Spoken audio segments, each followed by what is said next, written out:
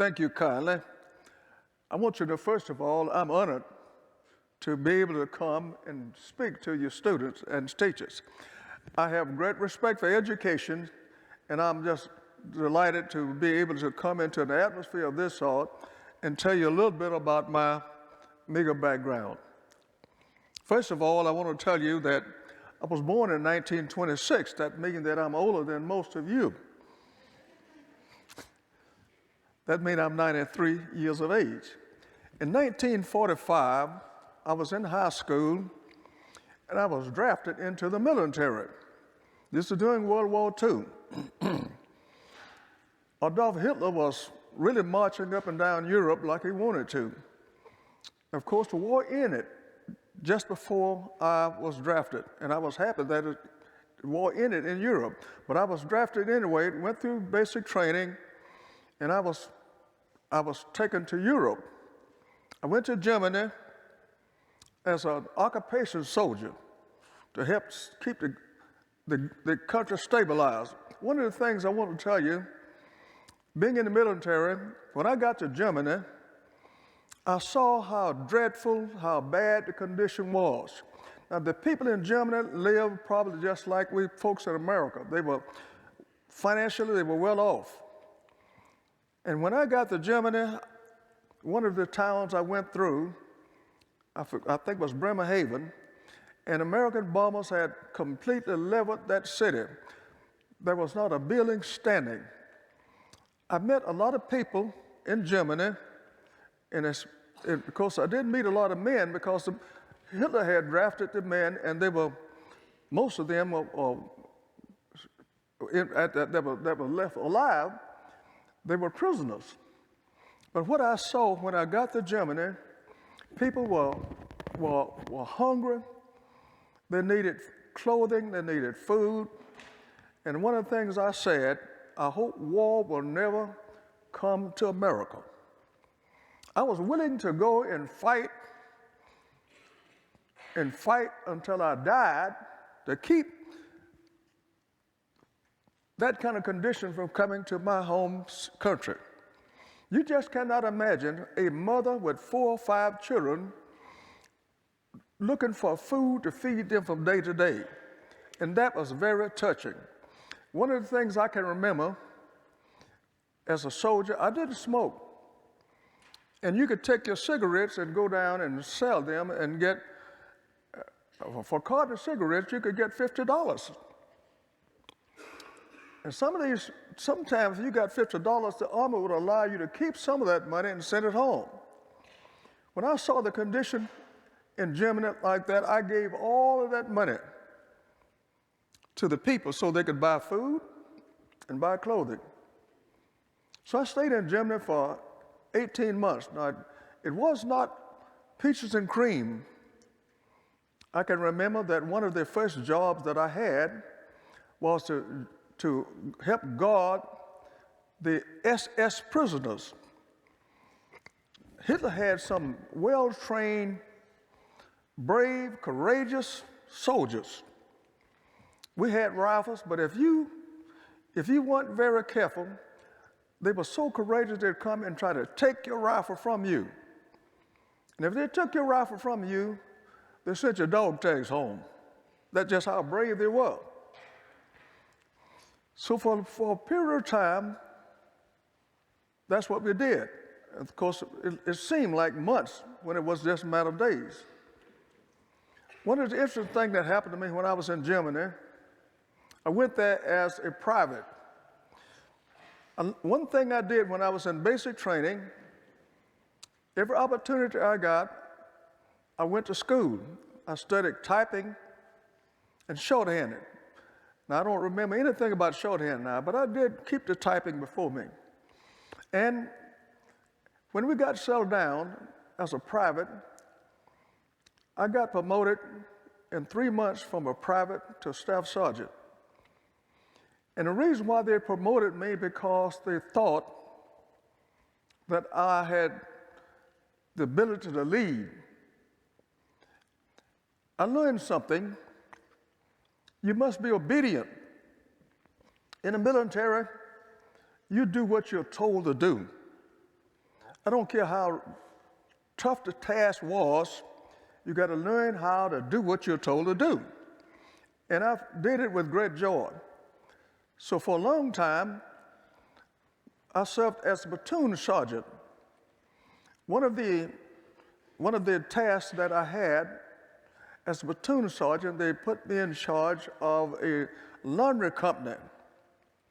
In this laundry company, I had 4 trailers. You see these big trailers that the 18-wheelers dump off? Well, we turn them into laundry units. And in my laundry unit, I had a dry cleaning. And we dry clean with gasoline. The problem was, I lived in a country where we didn't have electricity. So when they put me in charge of this laundry unit, I knew nothing about electricity. One day, one of the men in the platoon came to me and told me, he said, when I pushed the button for this tumbler to come on, he said, I saw a spark. Well, immediately I had them, the company first sergeant, to send a maintenance man to check the electronics.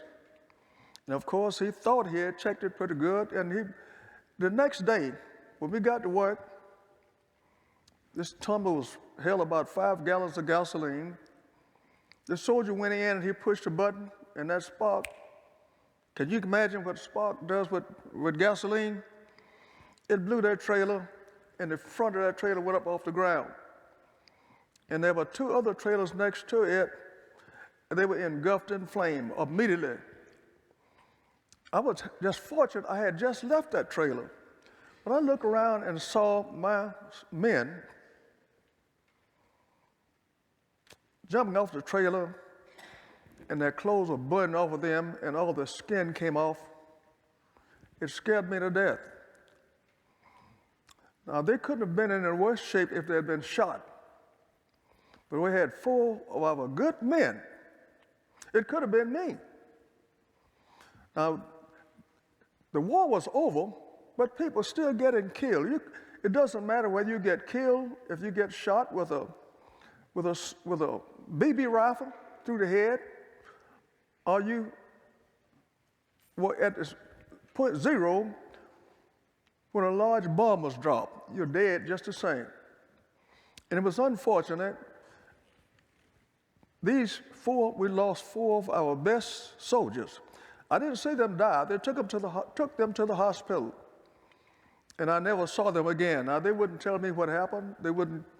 I didn't have that access to any records. But we lost 4 men, and at that point, they decided that we couldn't get more trailers, so they transferred me to another job. They sent me to work for a colonel. I should never forget his name. It was Colonel Bush. Colonel Bush was, to me, here I was in my early 20s, and he was about 50 years old.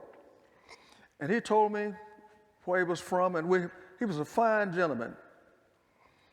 And he said, the job that I have for you, since you burn up all those trailers, he said, you're going to have to repair houses.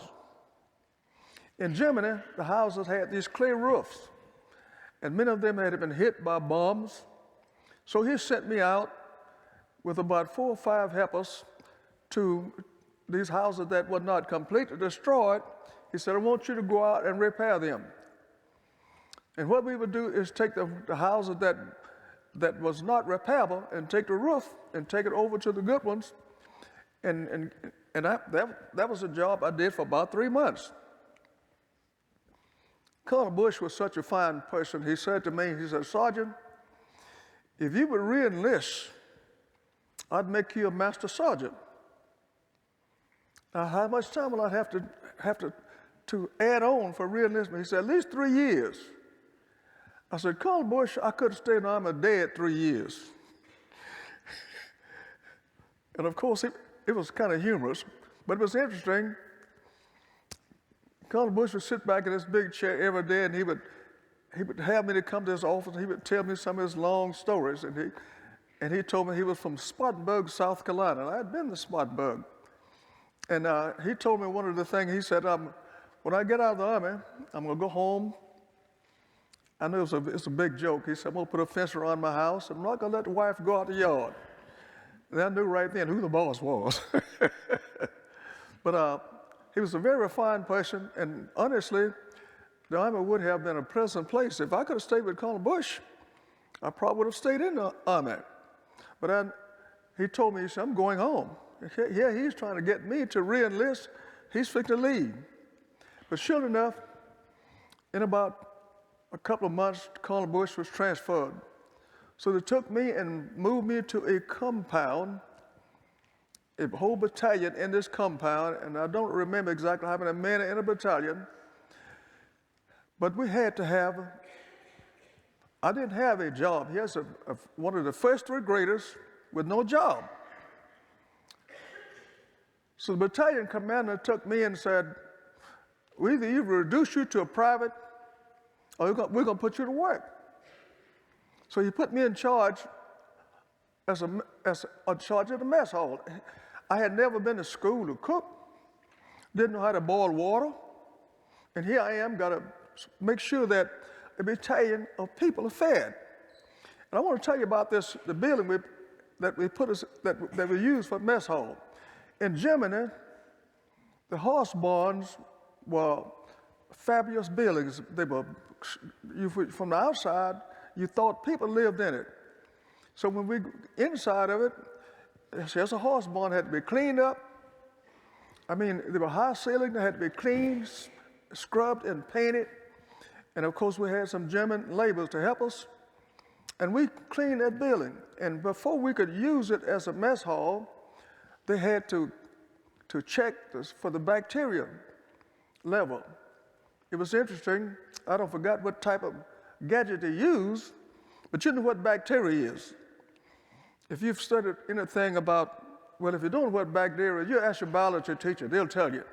But the bacteria in a horse barn, it takes a whole lot of cleaning to get it done right. And when we got the thing cleaned up, here I am as I guess they would call me a mess sergeant. But I had some very good men working as cooks. And every day we got a new inspector to come along. And they told me, so since you buttoned up those trailers, and we can't make you pay for it, so you better keep this place right. That wasn't the exact words, but I can tell you what they did.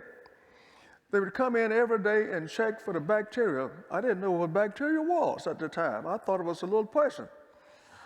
But they checked the bacteria level. And if 2 days, I thought I was going to be collared and whipped because the place wasn't fit to eat in. And when they got through with me, I learned something. I learned how to, I had plenty of helpers now. We had to keep the bacteria count down for that place to be fit to eat in. And we did, I had to. It was interesting. When you're talking about a battalion of people coming in to eat, and they told me, if anybody gets sick, we're going to hang you upside down. That was just an expression.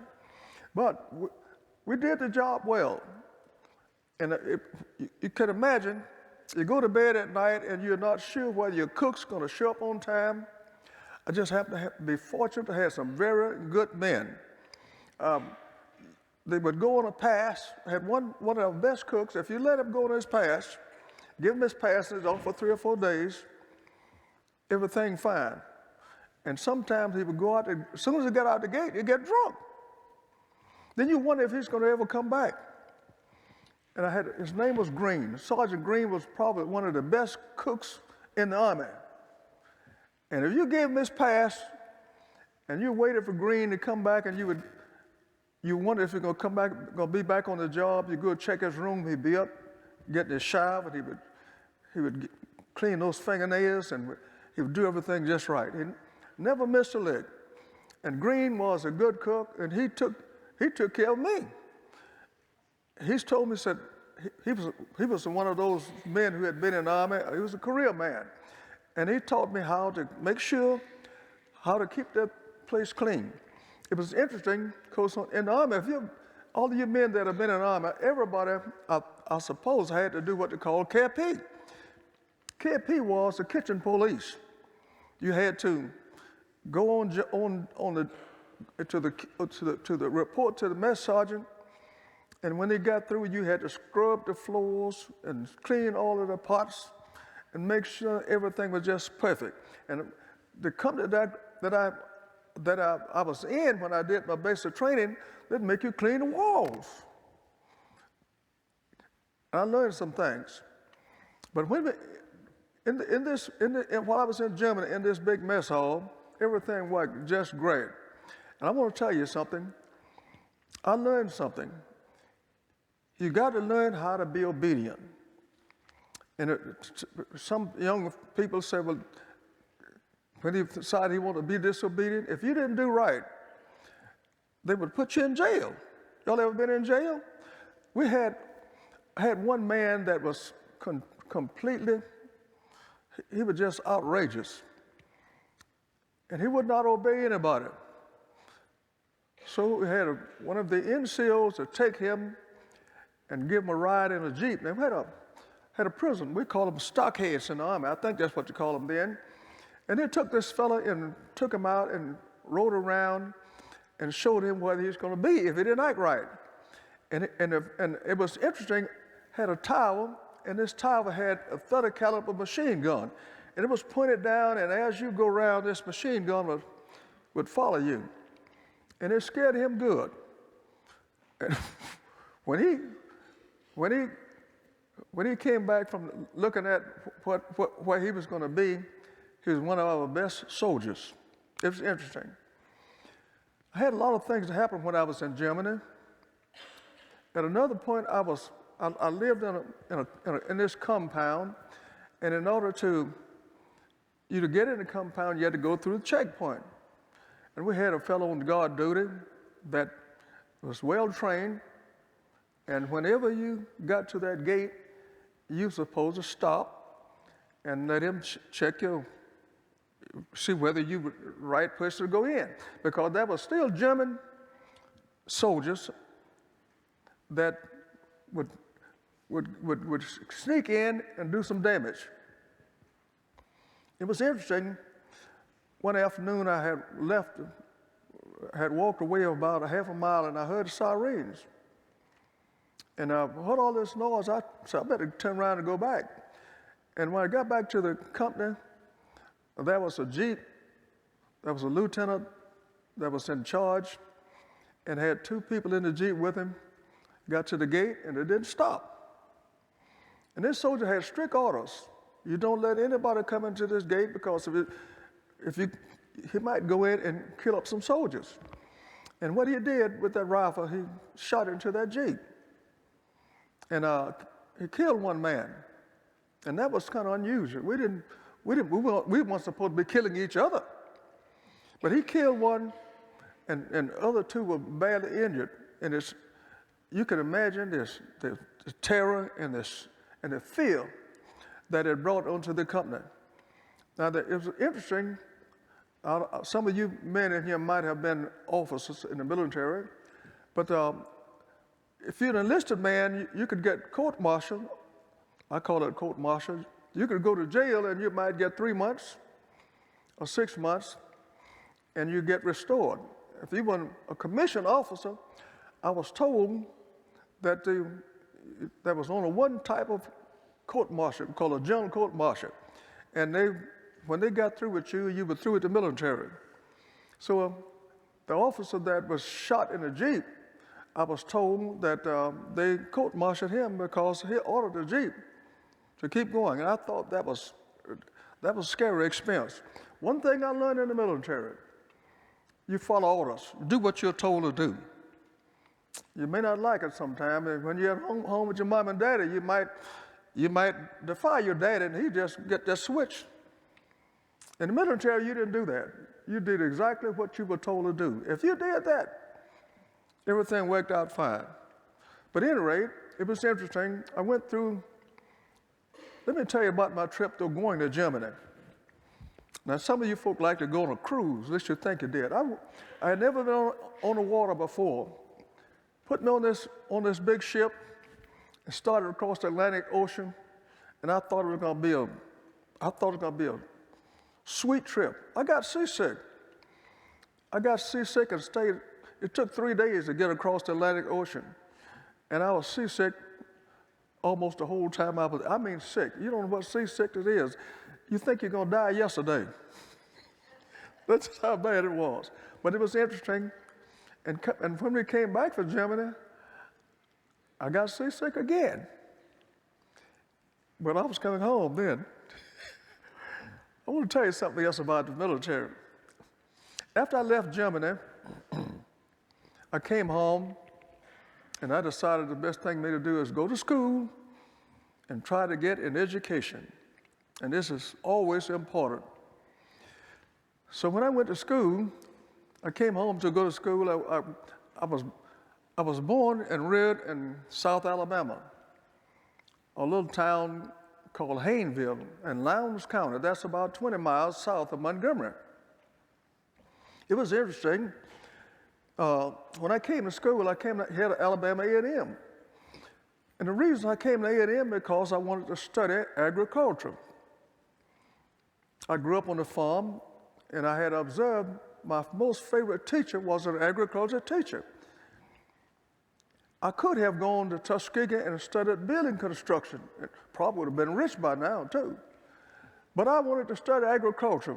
There wasn't no money in that. And I stayed on that job it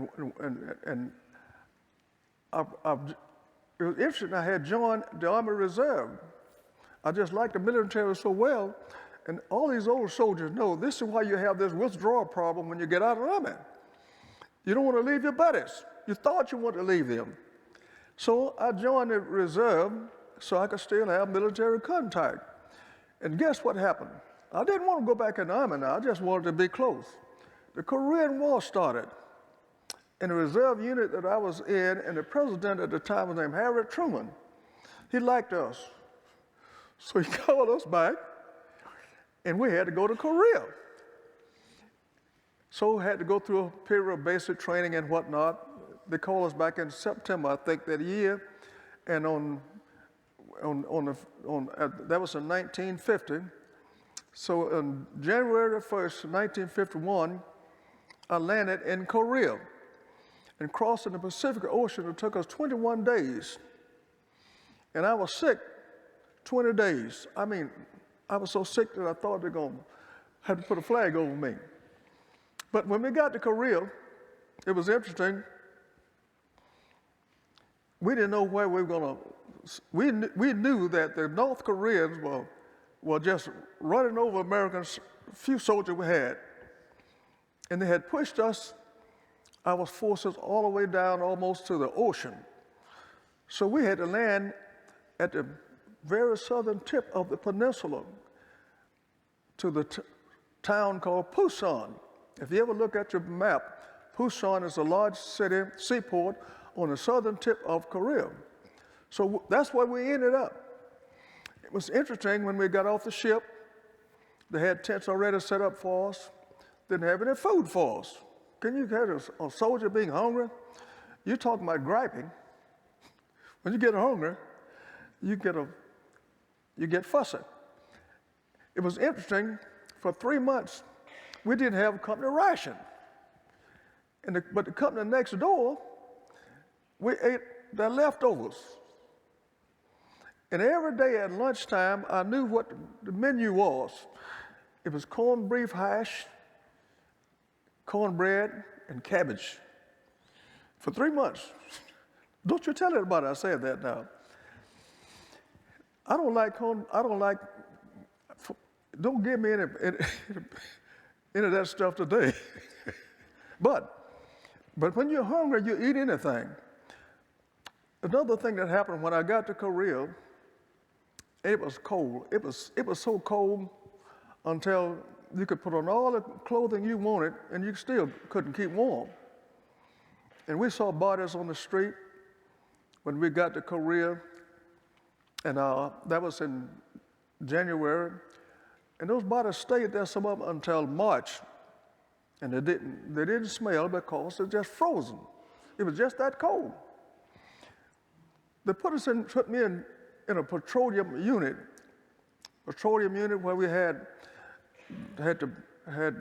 large facilities of, you've seen these storage tanks for fuel, where the ships would bring in the fuel and pump it off into these large tanks. And we had 55-gallon drums. We had people had to, just like you pump gasoline at the service station, we had people that had to pump gas and fill these 55-gallon drums. The purpose for drums was the people up north, the soldiers had to have fuel to heat to keep warm with. And they had to have fuel to run their trucks, had to have fuel for tanks, and sometimes we had some jet fuel. We had some jets called F-80 jets. They were a little bit faster than a propeller aircraft. And we had to supply fuel. It was interesting.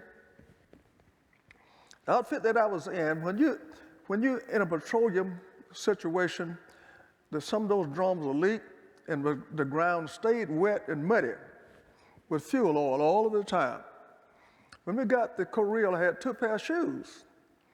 And in 6 weeks' time, the petroleum would eat your shoes up. It would just make them come loose. The sole would completely come off. You couldn't get any more. And here it was cold. So what we had to do is to use wire and tape of any sort we get. I thought it was duct tape.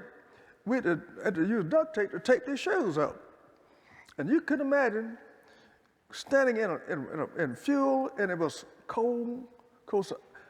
Now fuel don't turn to ice. It just stays wet. But your feet are so cold you don't feel them. And this was, sometimes I had a day shift and sometimes I had a night shift. But whatever shift you had to stay out there in the cold and get the job done. Fortunately, I was a platoon leader, so I didn't always stand out there in the field, but I had to shuttle between the office, and I had to make sure everything was done right. So if you didn't get out there and do it right, you'd be in trouble. But anyway, that was Korea. Well, let me tell you what happened to me. When I left Korea, I came home and finished school. When I finished school, I couldn't get a job. I eventually got a job at NASA. It wasn't called NASA at the time. I forgot the name of the organization, but it was Redstone Arsenal. And when I was employed at Redstone, it's the best job that I ever had. It paid me $2,900 a year. You make that, most of you make that, $2,000, that lasts a whole year's salary, $2,960. But it was good money then. Now, you wouldn't think about a job like that. You'd look at it every month. But when I went to NASA, I want to tell you what, I was the first Afro-American professional soldier, a professional person that were brought on board. This was during the time when you had Martin Luther King and others who were, America pretty much stirred up about the race problem. So when I went to NASA, you can imagine the greetings that I received. I had to have my best personality to get along with people. And some of them you didn't get along with, but I had supervisors. Had all you know about Dr. Von Braun. I had a chance to meet him, and he just made me feel good. I met with the Army, the general of the Army named Medeiros. I had a chance to meet with him, and we got to be good friends. But then eventually at NASA, I moved around, and I worked, one of the last jobs I had, I worked in a wind tunnel.